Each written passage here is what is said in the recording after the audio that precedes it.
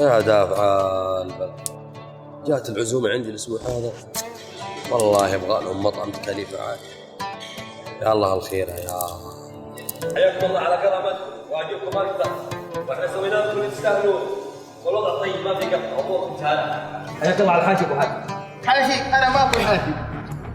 حاشي أنا ما أكل. أنا عارف إنك متوهق وأنت عارف. أبشر في دجاج والله يا غالي، والله في دجاج. حبيبي حبيبي حياك. يلا شكرا على العافية والله.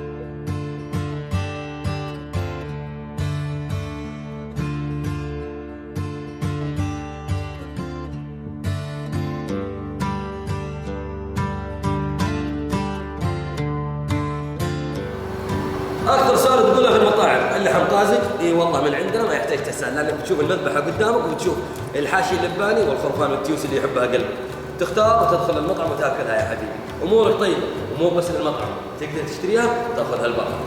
هلا بابا.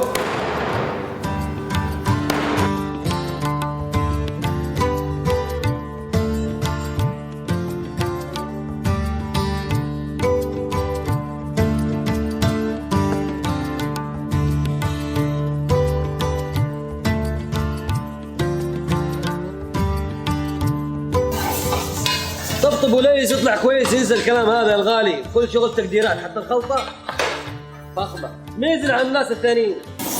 أكثر من 100 ضغط شغال على النار وأنت على البال، ما يحتاج تأخير ولا يحتاج سؤال، خذ وجبتك واضرب الباب، إن تبغى عندنا حياك، المحل يوسع جمال.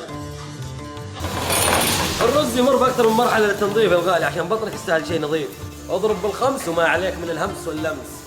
امش. السفرة ما تكمل إلا بالملطفات المغريات اللي للعين لاقطات، الكراميل والسلطات والكنافة والعلوم الطيبة والصوصات اللي يحبها قلبك، ترى ما نسيناك، عندنا منها وأكثر، طب وتخير.